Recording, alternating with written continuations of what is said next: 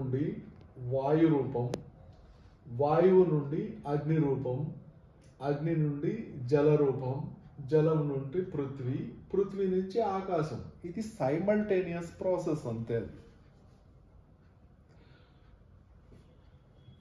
ప్రతి అణువు ఇలాగే ఉంటుంది. ఎందుకంటే ఇక్కడ ఆ సృష్టి అనేది ఎగ్జంప్షన్స్ ఏమీ ఉండవు. ఎగ్జంప్షన్ అంటే ఇంకా కమింగ్ క్లాసెస్లో మీకు అర్థమవుతుంది ఎలా ఉంటుంది. ఈ ఏమది మన క్వాంటమ్ ఫిజిక్స్లో అది ప్రూవెన్. సో పృథ్వీ తన యొక్క శక్తిని అదంటే దీని యొక్క శక్తి తర్వాత వాయువుకి అందజేస్తుంది, వాయువు జలానికి అందజేస్తుంది, జలం ఆకాశానికి అందజేస్తుంది, ఆకాశతత్వం వచ్చి అగ్నితత్వానికి అందజేస్తుంది, తిరిగి మళ్ళీ ఏం చేస్తుంది పృథ్వీతత్వానికి అందజేస్తుంది. ఇక్కడ మనం ఇంటర్నల్ ఆర్గాన్స్లో తీసుకున్నప్పుడు, ఇంటర్నల్ ఆర్గాన్స్ అంటే మన శరీరంలో ప్రతి మనిషికి స్ప్లీన్, స్టమక్ ఇవి పృథ్వీతత్వాన్ని, స్ప్లీన్ అండ్ స్టమక్ అనేది పృథ్వీతత్వం. Lung and large intestine, lung and large intestine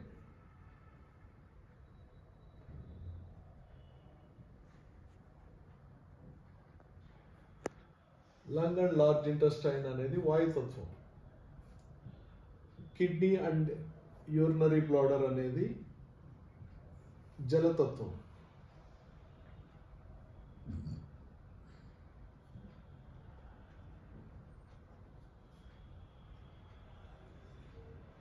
తర్వాత వచ్చి లివర్ అండ్ గాల్ బ్లాడర్ అనేది ఆకాశతత్వం.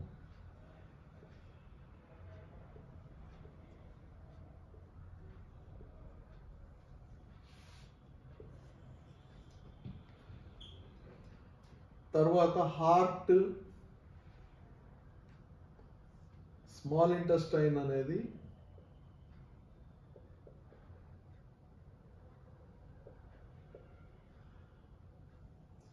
ఇది అగ్నితత్వం. అంటే spleen, stomach, lung, large intestine, kidney, urinary bladder, liver, gall bladder, small intestine, heart, ఇవి ఈ ఆర్గాన్స్ మగవాళ్ళకు మాత్రమే ఉంటాయా, ఆడవాళ్ళకు మాత్రమే ఉంటాయా? ఇద్దరికీ ఉంటాయి.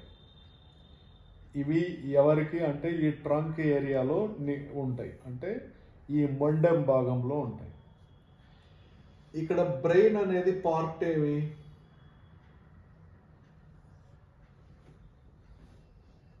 దానికి శక్తి ఎవరు ఇస్తున్నారు?